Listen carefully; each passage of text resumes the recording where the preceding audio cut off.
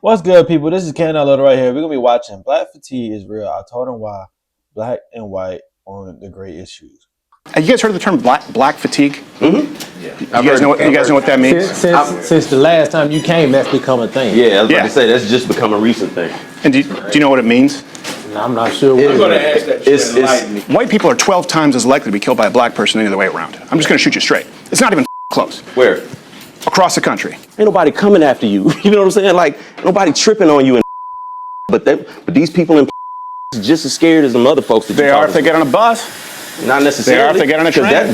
That lady wasn't in danger because that man was black. That lady was in danger because that man was crazy. Nope. Whenever we want to ask for equality and fairness, it's a problem. So white America. So it spends several $1 trillion. When is it enough? We're the bird.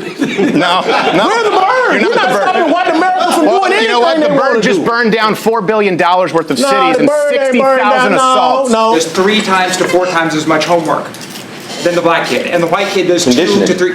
Why? Because it's culturally, it's conditioned. Exactly. So why is it better parenting from Asian than white parents? Why? You said what? Well, we're having real talk. Why do young black men fight in packs? So a couple of years ago, when I started Black and White on the gray issues, I sensed some growing discontent, or more of a racial divide in America than I'd experienced in my lifetime, and it seemed to be egged on by legacy media.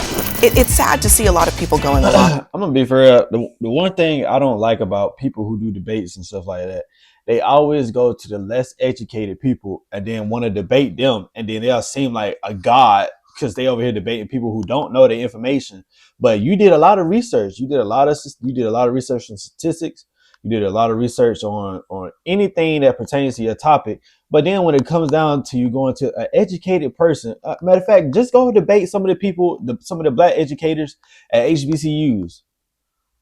I'm talking about the people who actually not science teachers, not the English teachers, the black history teachers. Go debate black history teachers. The American people have felt safe in their home. People who had absolutely no chance of victory. Hate and racism towards black and brown people. And as that evolved, and for the first time I walked into Stevie J's barbershop, I really was looking to sit down and talk with, but mainly listen to real black Americans living the real American black experience to see whether they shared the viewpoints of a lot of the public representatives, the now networkless Joy Reids of the world, or back then the Don Lemons, what they the kind of raised in Canada.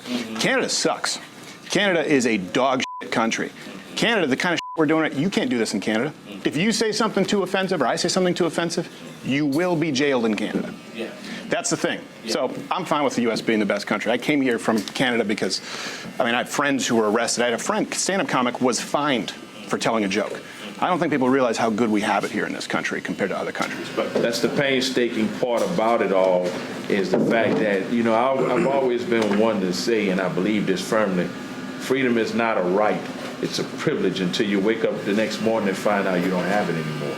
yeah, it also comes with duties. That's what I was about to say. It also comes with responsibilities because while we free to speak and say what we want, and I went to Montreal a few months ago, so I know exactly what you're talking about. Bet you saw a lot of tits on signs. That's all it is. No, I didn't. It's just strip clubs. Our Times Square is a giant strip club. It was a couple of them. Yeah. But no, like there is responsibility, and like everybody's from different places, different backgrounds. Some of us from certain backgrounds know like running your mouth too much in a certain space can get your ass whooped. Yeah. Like you free to say what you want, you're just not free from the consequences. Like the consequences that come with you saying the wrong thing at the wrong time to the wrong person. Yeah. And that's where we all have responsibilities in what we say and when we say it. Yeah.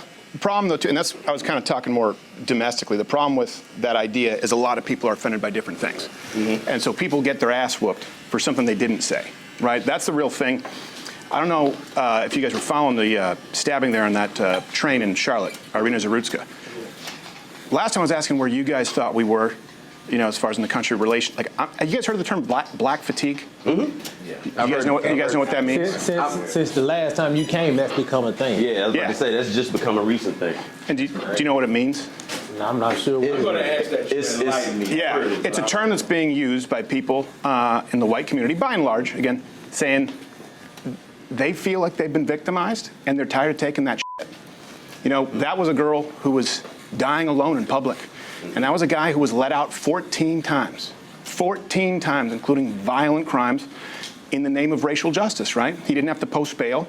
He didn't have to appear back in court. This is not the first time he's assaulted someone. How do we know that was in the interest of racial justice as opposed to just being because the judge said it. A fucked up attempt at justice, period. Yeah. Like, the legal system has its flaws. Yeah. And people have been making complaints about that for decades, right? But that's just, to me, that's a mental health thing more than it's a black and white thing. Well, I'll tell you why, because white people are saying it now. Right. Not just white people are saying, hey, that's we're what in makes city. it a bigger thing. Well, because, you know, white people are 12 times as likely to be killed by a black person than the other way around. I'm just going to shoot you straight. It's not even close. Where? Across the country. Where? Like, not in the United States. I mean, we're not talking about Ghana. And like, yeah. What I'm saying is, in white communities or in quote unquote so-called white communities, across the country, the rate is a black man or person, because most murder is men. There are very few female murders. 12 times more likely to kill a white person the other way around. And then you look at the average amount of times that someone in this country is arrested before they're brought in for killing, charged with murder. Do you know how many times they're arrested on average before they murder? 11 times. Once again, the justice system's got its flaws, and people have been complaining about that for years. We spend more time trying to fix that than trying to complain about the white versus black of it all. Well, I think, just like I was trying to listen to all communities last time, I think this is something that's unavoidable. If this community, if enough white people get pissed off, they're going, look, we're living in New York now, we're getting killed in record numbers, or Detroit, 12 times the rate. And our system, 3 strikes in California, right? That was a 3-strike policy. The reason that was changed, they said it was racist. Crime went down in black communities 30%. But now people are looking at their cities going, this is a fucking hellscape. And the murder is skyrocketed because people said in the name of racial justice, like, well, 3 felonies, you're out. Because crime is crime, right? But crime is usually going to be higher concentrated in areas where there's high poverty. So typically the areas that's high poverty in this country are areas with people with this color skin. So that's why you're going to have that. That's why I said those numbers could be skewed and made to manipulate to look like, oh yeah, that's why I said in not at 12 times the rate.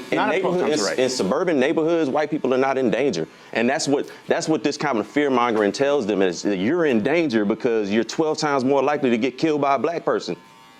You live in ain't nobody coming after you. You know what I'm saying? Like, nobody tripping on you. But these people are just as scared as the other folks. That they are if they get on a bus. Not necessarily. They are if they get on a train. That lady wasn't in danger because that man was black. That lady was in danger because that man was crazy. Nope. That man was mentally insane. But why was he back on family members? He had his own family members call the hospital to try to get him committed. He told his sister he killed that woman because he thought she was trying to read his mind. Yep. That's why was he let out, though? And I'm not saying it's because he's black. Yeah, I'm saying people look at it, though. The judge said. So why you say no then, Steven? So why you say no when he says because he was killed because he was crazy, not because black? Nope. I don't feel like Steven is racist. I think he's just prejudiced. But the whole problem is that I'm seeing is just that, like, you want this to be a cultural thing. You listen to the music and you want black people to be like, you want people to be like, oh, this is a black person thing. Every black man is a killer. Why is black men getting arrested so much? There must be something wrong with their community. But then when you go on these cop channels, just go look at these videos of black people getting just getting arrested. And then just like the video of the dude with the gas pump. Just look at the video of the dude with the gas pump in his hand, and the cop thought he had a gun in his hand. Shit like that happen every single day. Just because somebody has some prejudice against you. He's insane, right? We agree. That's not a black and white issue. He was deemed not fit to stand trial, right? Right. Now, he should have been institutionalized. Right. The IOU policy, meaning you don't have to pay bail. Mm-hmm. You don't even have to stay here until you're actually convicted. You just say you'll come back. Right, which is messed up. Yeah, the judge, Teresa Stokes, black woman, said, well, this is about racial justice. We need to be softer on crime. So that's her reasoning. That's why he was out. And you can find dozens of examples. That's her misguided reasoning. And that's policy. But that's systemic, though, right? That's not representative of a whole. It's not. It's not. No, and look, we always have to say not all. Right. Like, not all white people wear MAGA hats and are dumbass pieces of racist shit. But we have all been accused of racism, sexism, misogyny, homophobia. What I'm saying is black fatigue is white people going, you know what? I know I'm not racist. And I know that we're dealing with record crime, and I know that I'm more at risk. And they have negative interactions, and they're constantly told that they're not allowed to voice their fucking opinion because they're white. And if those people get pissed off, like that's where we actually could end up with some kind of, I'm telling you, I see this brewing.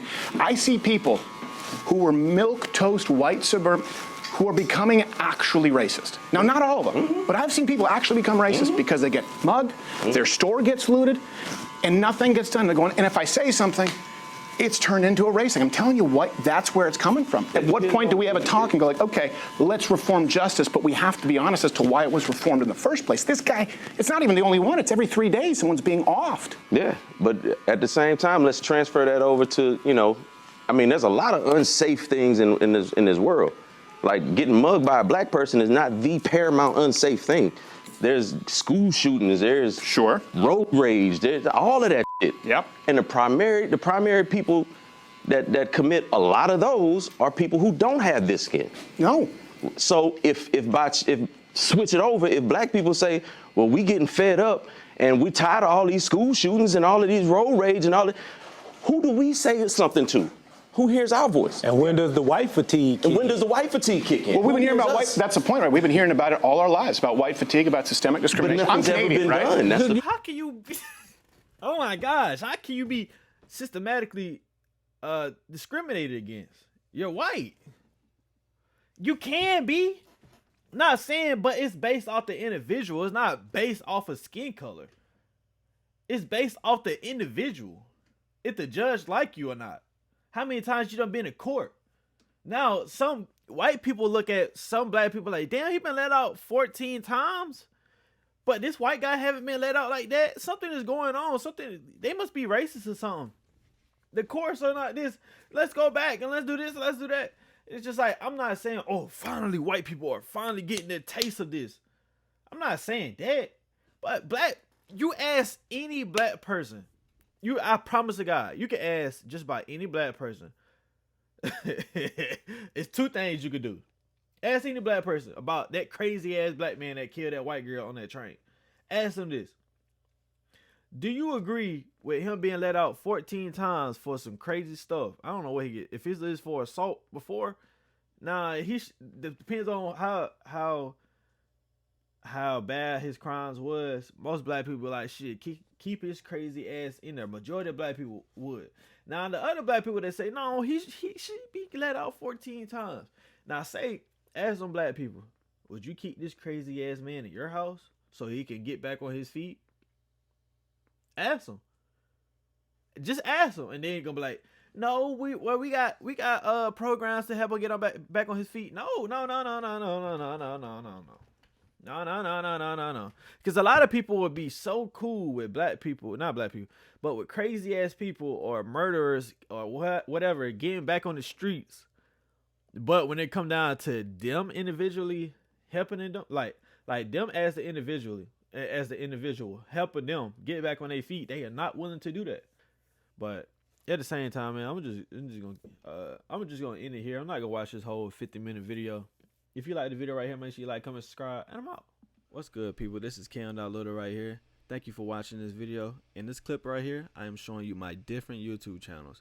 They are in the link in the description. If you like this video, I'm pretty sure you will love my other channels. Also, thank you. Like, comment, subscribe, and we out.